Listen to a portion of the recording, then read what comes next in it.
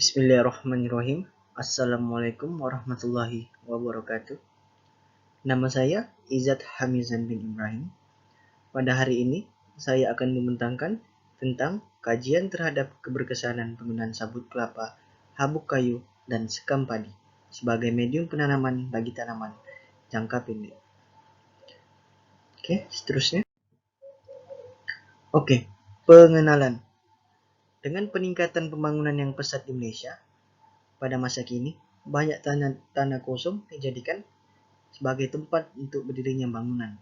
Namun demikian, dengan peningkatan pembangunan menyebabkan tanah semakin berkurang untuk dijadikan tempat atau sebagai medium penanaman utama bagi para petani untuk melakukan aktiviti pertanian. Keadaan ini boleh menyebabkan aktiviti pertanian di kawasan bandar akan berkurang. Oleh yang demikian, satu kajian telah dijalankan untuk menghasilkan medium penanaman baru yang sesuai bagi menggantikan tanah, yaitu habuk kayu, sekam padi, dan sabut kelapa. Seterusnya, metodologi bagi kajian.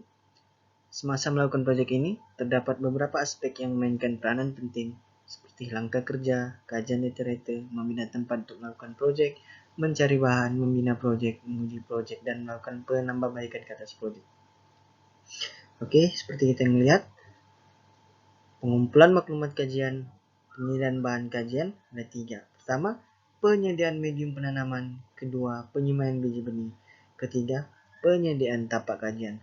Dan seterusnya, analisis hasil dapatan kajian. Seterusnya. Ini merupakan keputusan dan perbincangan. Seperti kita lihat, kita dapat 3 keputusan, yaitu kadar percampuran biji benih, purata kadar pertumbuhan tanaman, dan jadwal ketiga, kadar pertumbuhan fisikal tanaman.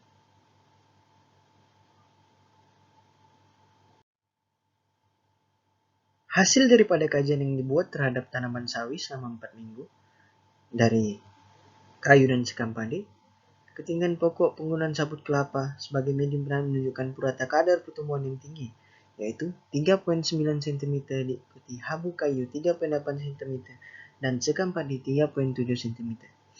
Manakala bagi kelebaran daun pula penggunaan sabut kelapa menunjukkan purata kadar pertumbuhan yang tinggi, yaitu 2,5 cm diikuti habuk kayu 1,6 cm dan sekam padi 1,3 cm.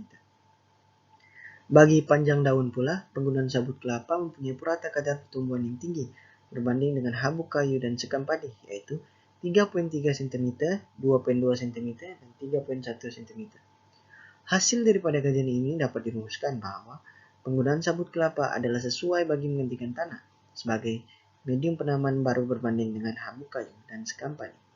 Keadaan ini berlaku disebabkan oleh terdapat 4. Yang pertama, kandungan nutrien yang tinggi terdapat dalam sabut kelapa.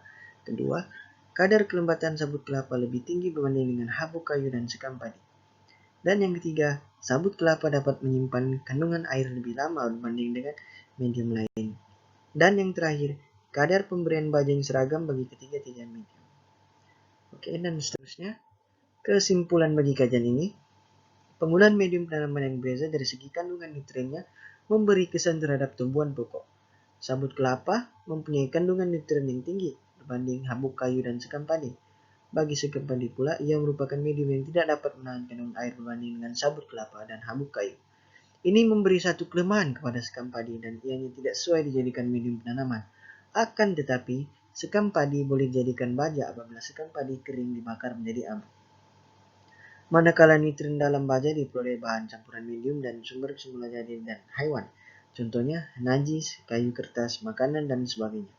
Bagi habuk kayu pula terdapat satu persaingan di antara pokok sawi dan kulat karena kulat mudah tumbuh pada habuk kayu yang lembab. Ini memberi satu masalah bagi tumbuh besaran anak pokok. Hasil daripada kajian dilakukan dapat disimpulkan bahwa sabut kelapa merupakan bahan yang sesuai dijadikan medium penanaman menggantikan tanah, habuk kayu, dan sekam padi. Itu sahaja daripada saya.